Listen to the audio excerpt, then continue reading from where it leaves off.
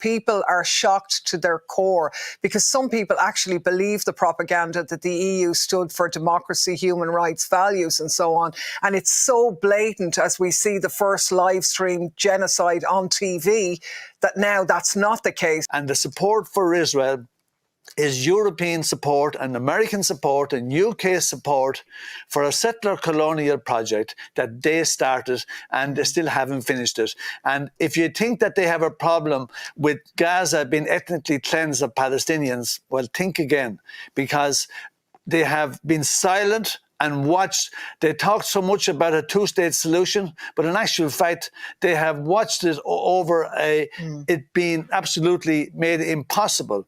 And we say now that we want one state with equal rights for all and human rights for all, and the return of all Palestinian refugees. Hello, everyone. I'm Rania Khalek, and this is Dispatches. After nearly 4 months of Israeli genocide in Gaza, the Europeans have suspended funding to UNRWA, literally cutting humanitarian assistance to the Palestinian people as they're dodging nonstop Israeli bombs and dying of hunger and disease.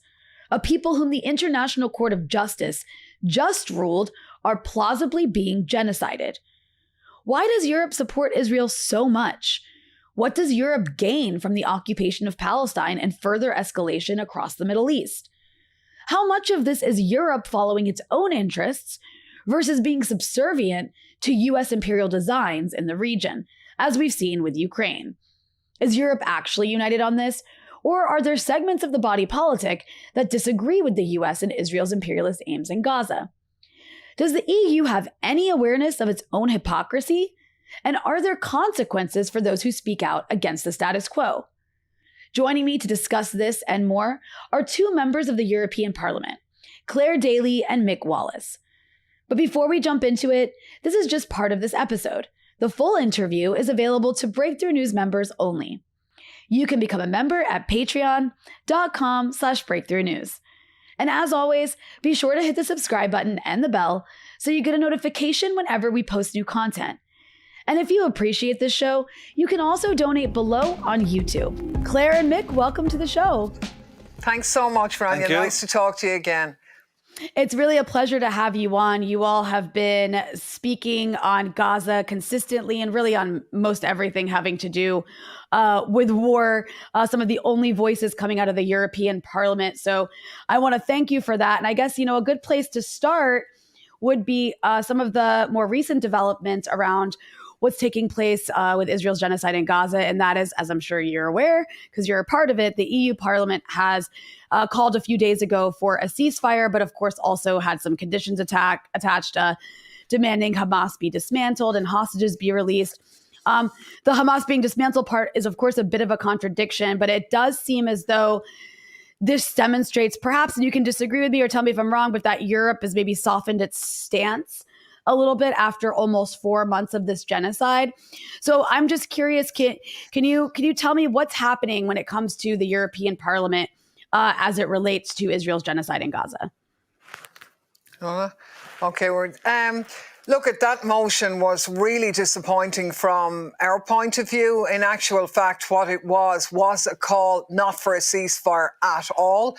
It was a call for the Israeli terms, which was, as you said, dismantlement of Hamas, which effectively means a green light to continue the genocide. And it wasn't just us saying that. Once the parliament took that position, Israeli officials were tweeting with glee how the European Union were on their side. And I mean, the motion itself was full of so many awful parts to it. It didn't criticize, it called for sanctions on Iran, but not on Israel. It wouldn't call for it voted against breaking the EU-Israel association agreement. It voted down a call for an arms embargo. It voted down a call that the outcome of the ICJ would be respected. So in other words, the European Parliament ignores international law. I mean, it was a litany of appalling stuff in that. But I mean, you're right, the dialogue around it at the time, because previously we'd had a motion just after October 7th. and they wouldn't use the term ceasefire. They wanted a humanitarian pause. So they tried to make a big deal that this was a shift to a ceasefire, but actually it was a ceasefire on Netanyahu's terms and seized upon by the Israelis as such. So for us, they were greenlighting genocide again, just as the EU has been doing from the start, and in complete opposition to the millions of Europeans who've been on the streets week in, week out since this started. Mick, is there anything you want to add on that? Yeah, I mean, the people of Europe are very conscious of the fact that the European Union has supported the genocide in Gaza from the start. The two presidents, von der Leyen and Metsola, they went to Tel Aviv to tell Israel that they could do whatever they liked, and that they were prepared to pretend that the history of the problems between Israel and Gaza started on the 7th of October and not in 1948. And we even had a vigil outside the parliament, which looked to a vigil to honour the dead that had died from the Hamas attack in Israel, but refused to mention the numbers that had already been killed, which was a greater number already by the time the vigil took place of the Palestinians killed in Gaza. So there was no mention of the Palestinians killed, and we wrote to the president demanding, surely you can't do this. This is too bad, and the response was, this is not the time for whataboutism. So I mean, now you must also remember that the Israeli flags flew on the European Parliament buildings, the European Council and Commission buildings had Israeli flags up, and if you had a Palestinian flag outside of the Parliament, it was likely to be confiscated if the security people had got to you in time. So Israel has definitely had the backing of the European Union from get-go, and unfortunately it still has it. You talked about a change of position, a bit of a rollback, and there's been a little bit from some of the MEPs who are getting lashed out of it in their own countries by the public, because well over 90% of the people of Europe are completely horrified by what Israel is doing in Gaza. So whereas you have the politicians on a different page, but we've seen this before, and the sad truth about it is that the politicians do not represent the people of Europe, and that's the truth. You know, and it is interesting when you think about that, because, you have Ursula von der Leyen, who has been, I think, probably one of the most vocal supporters of this horror show in Gaza since the beginning. She even visited wearing that bulletproof vest at the border with Gaza as Israel began its carpet bombing campaign.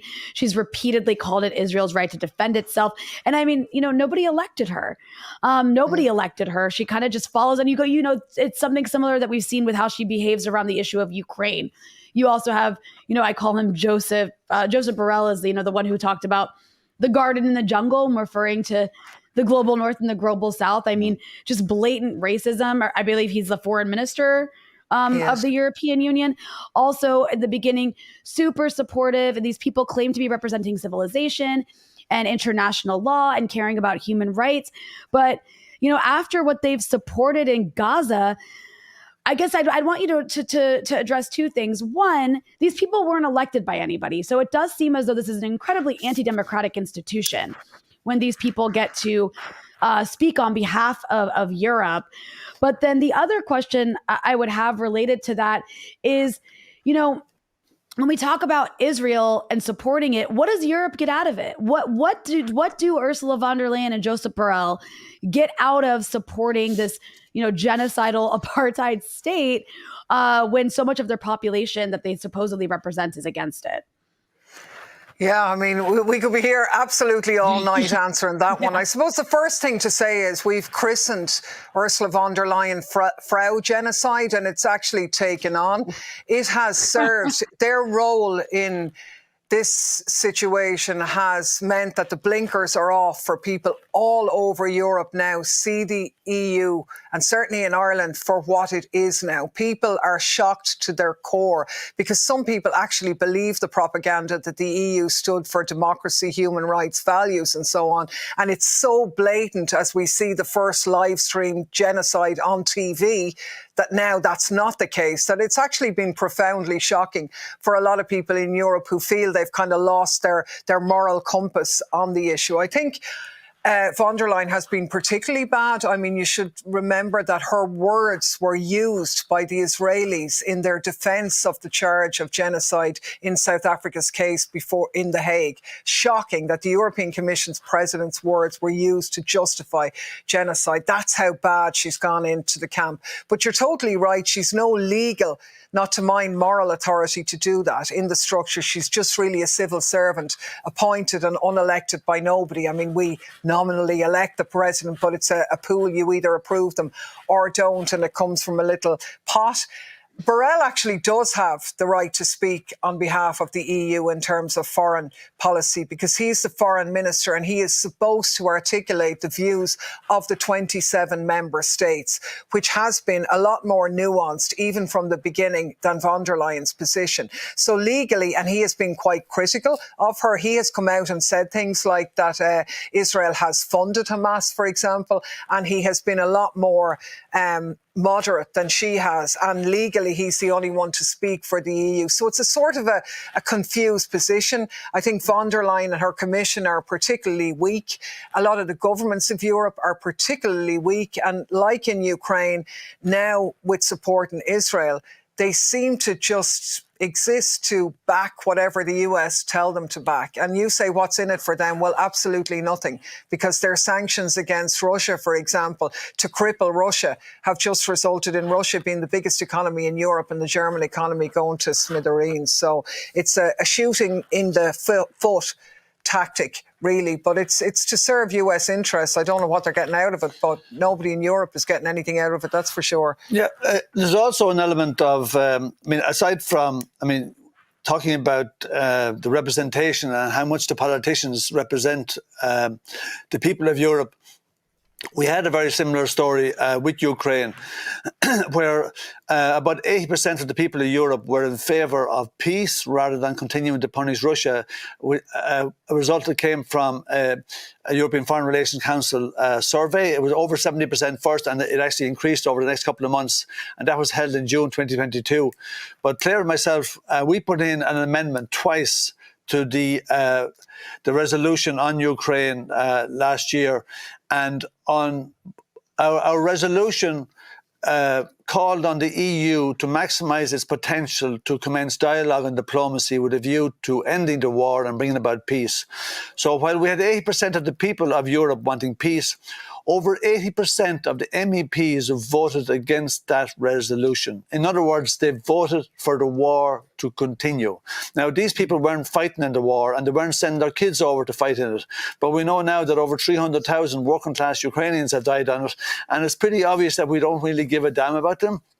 But asking what's in it for us supporting an Israeli genocide, well, the truth is that this settler colonial project, of which is the makeup of Zionism, this was begun by Europeans. And this started back in 47, 48.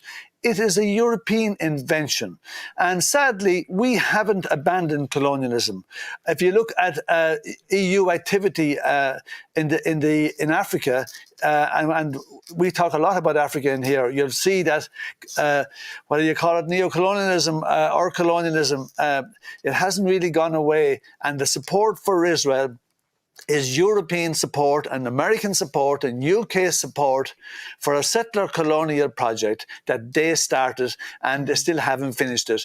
And if you think that they have a problem with Gaza being ethnically cleansed of Palestinians, well, think again, because they have been silent and watched. They talked so much about a two-state solution, but in actual fact, they have watched it over it being absolutely made impossible. And we say now that we want one state with equal rights for all and human rights for all, and the return of all Palestinian refugees. This idea of a two-state solution is dead, thanks to the support of the Americans and the Europeans for the illegal occupation and the settlements. So we are part of the settler colonial project that is Zionism. Yeah, that's very well said. And, I wanted to zoom out just a little bit from just Palestine, because, you also have this broader escalation across the region, where you now have the United States bombing Yemen to prevent the Yemenis, or to try to deter, they say, the Yemenis from blocking ships destined for Israel in the Red Sea.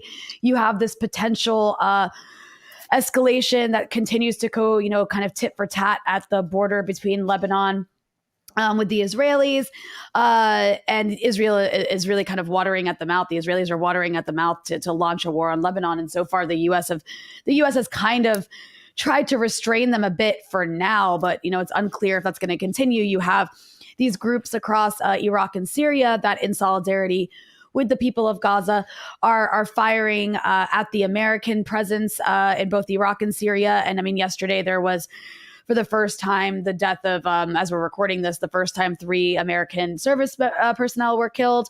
But that was completely predictable. I mean, and completely preventable, because across the region, you have these various armed groups saying repeatedly, stop the genocide in Gaza and we will hold our fire. And rather than stop the genocide in Gaza, it's pretty incredible. You see the Biden administration just willing to basically sacrifice Americans at this point, so Israel can continue its genocide in Gaza. And I noticed in a video, Claire, you specifically called him Butcher Biden, which I thought was a very fitting name. But all that's to say, again, you talk about, Europe, and this is not in Europe's interest, except for, of course, what you mentioned, make the whole settler colonial project that was started by Europe. But, when it comes to these broader wars across the Middle East, it is in fact Europe that has to deal with consequences more directly than the United States. The United States has the Atlantic Ocean. Typically, people who are forced to become refugees go to Europe because it's closer by land. Obviously, you don't have to deal with that so much in the U.S., at least not from the Middle East. And that ends up, Europe has to deal with that economically. It also ends up changing the politics of Europe. All that's to say, are you concerned about this broader escalation across the region should this genocide continue? And is there a conversation inside the European Parliament about what Europe's role should be? And I mean, I would hope trying to prevent that, or do people just not care? Yeah, I mean, you've touched on so many issues there, and we would all be mindful that there is an inherent danger in the present situation that it could spiral. It would seem to me that the actions of Israel are certainly designed to provoke a situation which would force the US to enter the scene more, because the truth is that Israel is losing. It's tragic that it's coming at such an enormous cost to the Palestinians and the people of Gaza, but they've lost it. Like, the Zionist project is over now. It has lost the moral authority amongst the majority of the world's people and significant sections of the Jewish population as well. So that's over. So this is desperation, and they'd like to escalate it, and that's incredibly worrying. And I suppose one of the people who benefit from that is the military-industrial complex, because it does come back to, it is their interests also who are fueling a lot of this as well. And it's easy for them to have the battle carried out in the Middle East, where up to now there hasn't been any US or Europeans killed. But that could, of course, change in the future. But it's incredibly destabilising. So I think the EU tries to steer a path and does it quite badly. I mean, the affront of the way in which they responded to the illegal, unwarranted, appalling bombings of Yemen, completely outside the scope of international law, because they were appalled at the threat to shipping and the erosion of international law that meant when they watched the slaughter of innocents for months now, and they weren't affronted at the erosion of international law in that. So I think people in Europe can see that. So that discussion is going on, kind of, where the hell are we going with all of this stuff? And in some ways, EU politics are becoming a little bit more like US politics, where you've got two sides of the one coin, completely captured by the lobbyists and big corporate industry, where the citizens, there's a big gap in accountability. And something like that is being tried here, whereby you have this EU elite who are completely captured by big business, by the military-industrial complex, by all of those lobbyists in whose interest this madness is. And there's that gulf developing with the citizens. Now, they haven't quite got there yet, because actually the real power is still mainly with the 27 individual member state countries in terms of foreign affairs and that, but they're trying to all the time change that and put more and more power in the hands of the EU itself. So it's a power grab. Ursula von der Leyen reflects that side of the EU, but the people don't want to give that up. They don't want to move away from unanimity in votes, so they want to have a qualified majority voting where the big countries would rule. There's been a resistance to that. It would have meant, for now, like countries like Ireland would have had to gone along with the sort of Frau genocide line, which obviously people don't want to. So there's an awful lot of stuff going on there. The inflammation of the air of the region is one that we'd be worried about. They've tried to drag Iran into it. I don't think Iran will respond to that. They're too astute for that. But you never know. I mean, yeah. I think the episode in Yemen was a bit of an eye-opener as well for the Europeans. We had Yemen interfering with ships that were facilitating a genocide in Gaza. And under international law, I mean, states are actually supposed to do their utmost to prevent a genocide taking place. And the only two countries that have really done much in that area at the moment are South Africa and Yemen. And the two of them deserve great respect for their efforts in trying to bring the genocide to an end.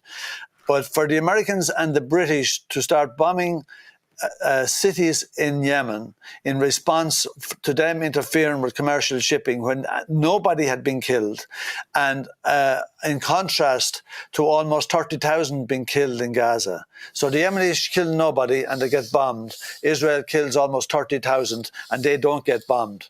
I mean, the people are not stupid. And the people are waking up to this.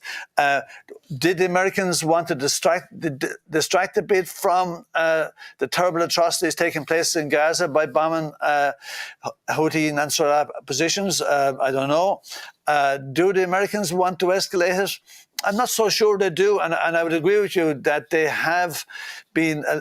They are a little bit wary now of Lebanon being dragged too much into it. That might be a bit more than they could taste. And I also don't think they need. I don't think they want a conflict with Iran at the moment. They're happy enough for Israel to bomb positions in Syria and whatever in response to so-called the Iranian staff involved in that kind of thing. They can't mention the Houthis without calling them the Iran-backed Houthis. Yeah. I think the Houthis now have earned the respect to be seen as an entity in their own making. And I don't think they're anyone's proxy. But I still don't think, despite the prompting of Israel, I think Netanyahu wants it escalated to save his own skin. And if it goes wider, I think the status quo isn't good enough for him. I think an escalation would suit him. I'm still not convinced that the Americans want to escalate it. Yeah, no one else is really biting, and the Europeans weren't. I think that's important in Yemen. They didn't really get actively involved. They're worried about the consequences for the ceasefire there. They don't really want it unraveling, even though they haven't sort of slapped the US or UK on the wrist. Yeah, that does seem to be the case. I also wanted to ask, you've sort of alluded to this a little bit, but I'd love for you to elaborate a bit, both of you, on the fact that obviously the EU itself is not entirely united in the sense that you have certain countries like Germany, for example, where Ursula von der Leyen comes from, which is 100%, willing to support whatever Israel does, no constraints. I mean, sometimes I'm sort of shocked at the rhetoric that comes out of Germany's political establishment. It makes, I'm like, are you the Likud government suddenly? It's very strange. But you have the Germans being very, very hawkish, as well as some of the other wealthier, big, countries that control more of what happens across Europe. And then you have other countries which has been somewhat interesting, like Belgium and Ireland and Spain, having a bit of a different take. So I'm curious if you could kind of just break that down for our audience a bit, because is Europe entirely united here, or is there a split Well, I think there's probably a kind of a false understanding in America of what the European Union is. And we're not a United States of Europe, right? We're a grouping of 27 member states. And a lot of the competencies are in the running of a country are left with the member state rather than dictated by the central authority in Brussels and Strasbourg. So now there is moves afoot in the last number of years to centralise the power more and give more power to the Commission in particular. And von der Leyen has obviously been a strong advocate of that. And linked to that is what we have been watching now for a number of years, and they're looking to try and bring it together more, and that is the militarization of Europe.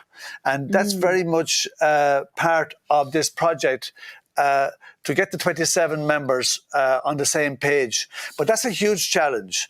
I mean, people need to understand, for example, that the countries in Eastern Europe, which were brought in mostly in 2004 into the European Union, kind of brought in a bit quickly. Two main reasons. They wanted to get them into NATO, and they also wanted their cheap pool of labour to do the dirty work in Western Europe, where the economies were more developed. But the people in that Eastern European section, they think very different, and that's normal, right? They're different cultures, and they think very different to some of the more strong Western European countries. So the idea that one of these days we're all going to think the same, that's a bit of a stretch now. And that there has been different attitudes to the war.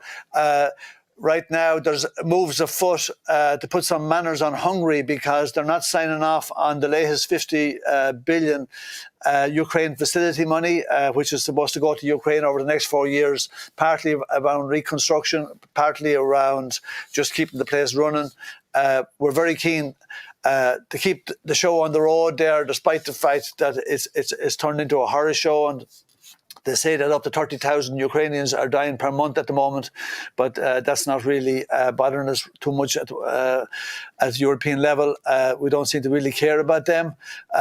But countries have a different approach to things like Gaza as well. And Spain, for example, as you mentioned, have been one of the better ones, and Germany have been one of the worst ones. Now, Germany and Spain could agree strongly on something else.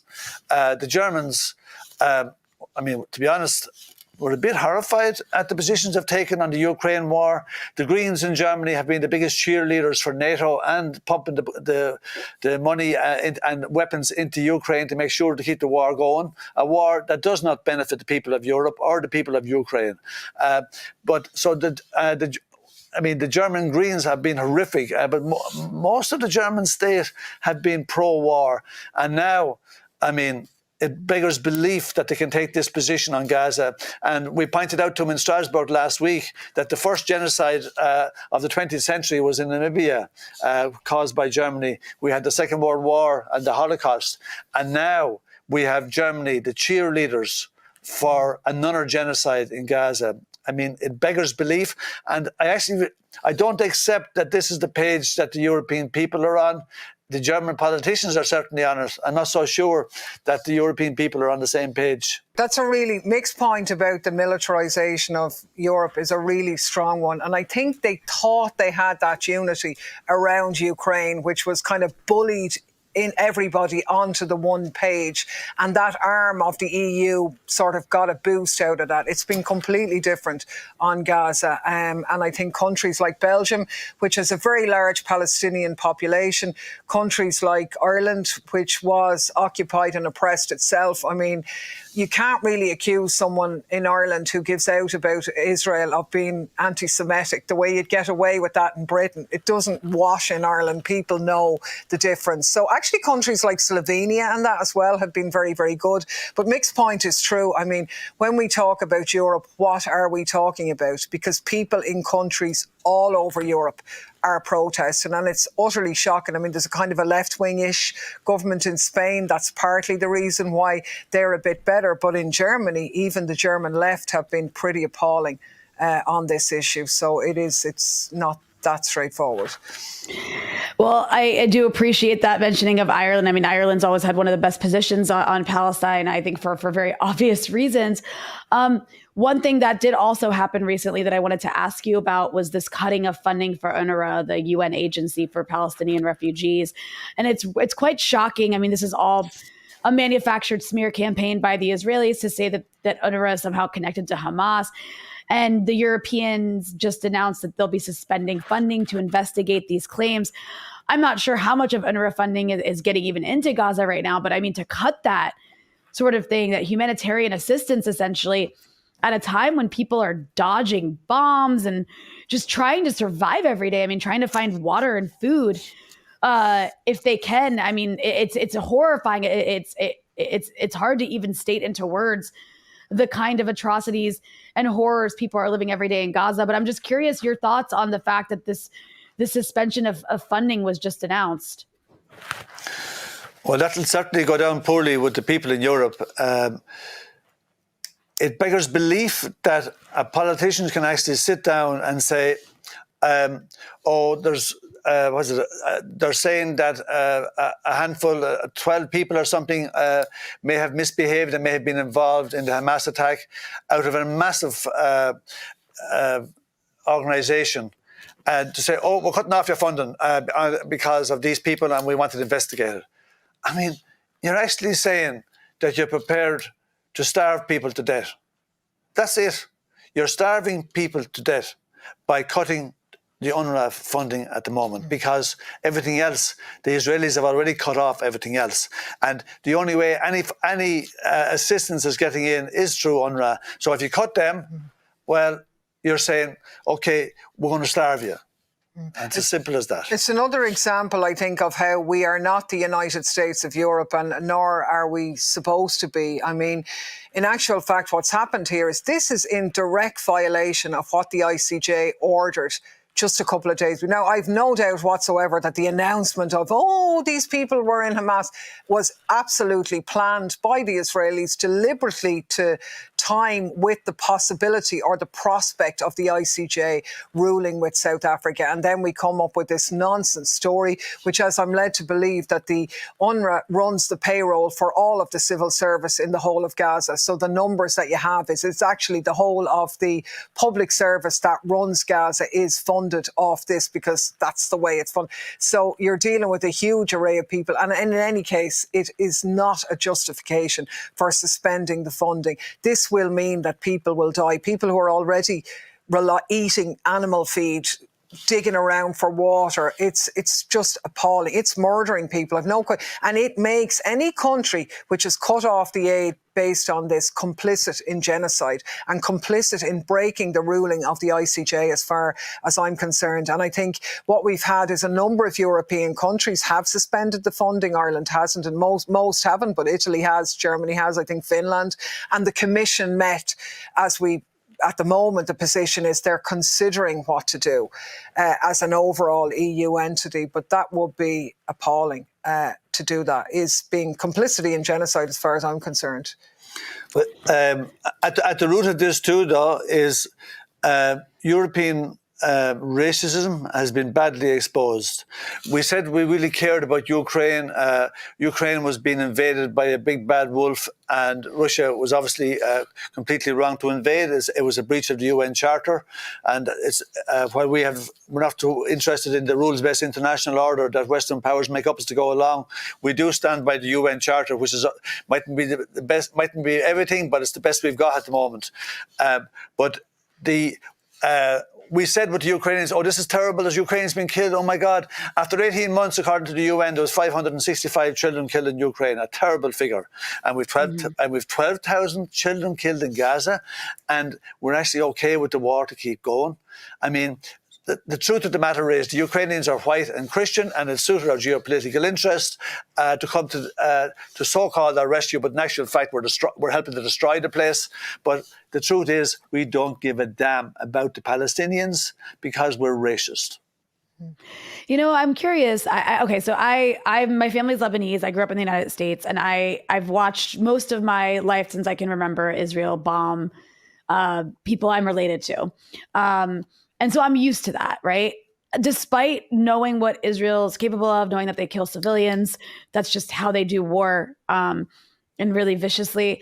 I'm really blown away by how far this has gone in Gaza and just the level of destruction and almost like it's almost like egomaniacal laughter, like Israelis like filming themselves while they do it.